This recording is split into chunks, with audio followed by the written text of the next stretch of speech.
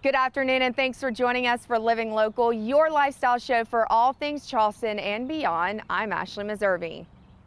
We come to you from McLeod Plantation, a historical site known not only for its beauty, but for its focus on the African American transition to freedom. Today, we're discussing how poetry is being used as a way to educate visitors about slavery and its legacy of racism. Joining us today, we have Sean Halifax here at McLeod Plantation. Thanks for having me. Oh, thank you for coming. Okay, so today we're talking about a poetry series that you're incorporating here, but before we talk about that, talk about McLeod Plantation as a whole and how it's different from the others in the Charleston area. McLeod Plantation Historic Site opened just a few years ago, 4 years ago actually this month. And when we opened in 2015, the Charleston County Parks knew that they wanted to present a plantation site a little bit differently than how it's traditionally presented.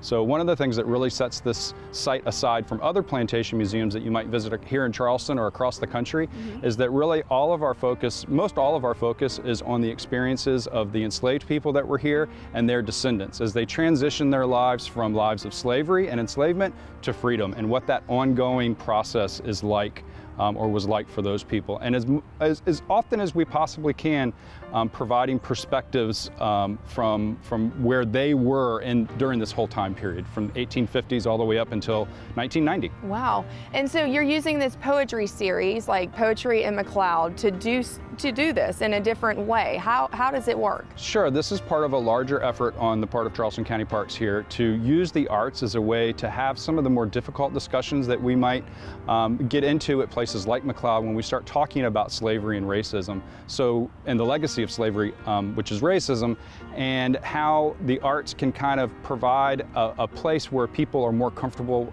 having those conversations and introducing some of those difficult concepts. And so one of our initiatives with this is our Poetry at McLeod series, which features African American poets visiting this site and reading their poetry and really taking and giving voice to African Americans at a place where traditionally the voices of African Americans at plantations have been silenced. And what the importance of coming to the plantation as opposed to reading it in a book or anything like that, does that go along with you saying that these difficult conversations, having this beautiful landscape, really helps?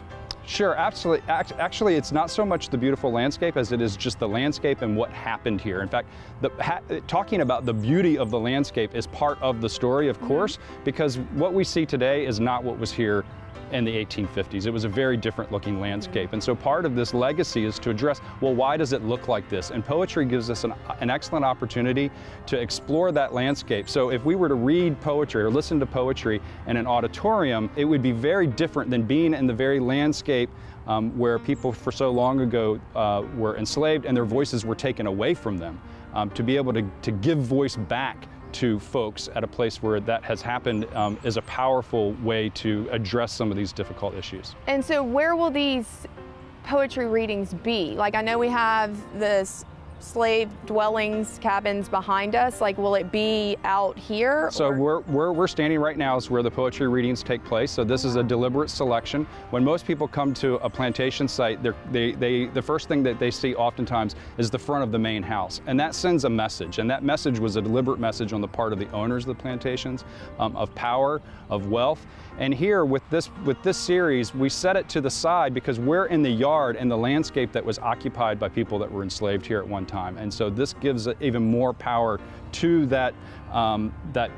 those voices that were here if we're sitting in the very places where those voices used to be. Wow. And so what age group can this, I mean, at what point do you think this is appropriate for all ages, or do you think, would you say, you know, bring second graders, you know, to have these conversations? Well, I mean, so these are poets. We bring in some wonderful poets from all over the Southeast in the country. These are all poets that are members of, they're African American poets that are members of Cave Canem Fellows. And so, you know, we don't censor what the poets have to say. And so some of the poetry that we get into some difficult topics having to do with the history of race and racism. So that's really up, as far as children are concerned, I think it's really up to the parent or guardian as to whether or not this is appropriate. The ages that we typically see here for poetry range everywhere from teenagers all the way up to older adults. Okay, and so if you could, you know, tell the folks at home one thing that they're going to gain, I mean, aside from just learning all of these stories, and I think that poetry is such a beautiful way to tell them. What would you say? I mean, coming out here and experiencing this firsthand. Well, I think one of our goals with this program is for us to begin to have a conversation.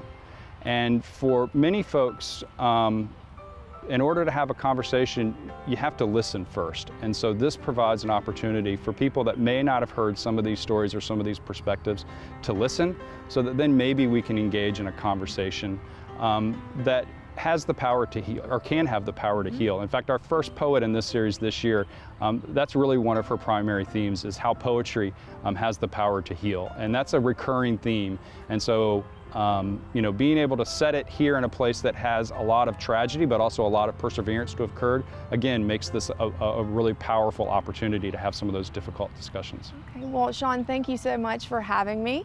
And for more information on poetry at McLeod, you can head on over to charlestoncountyparks.com.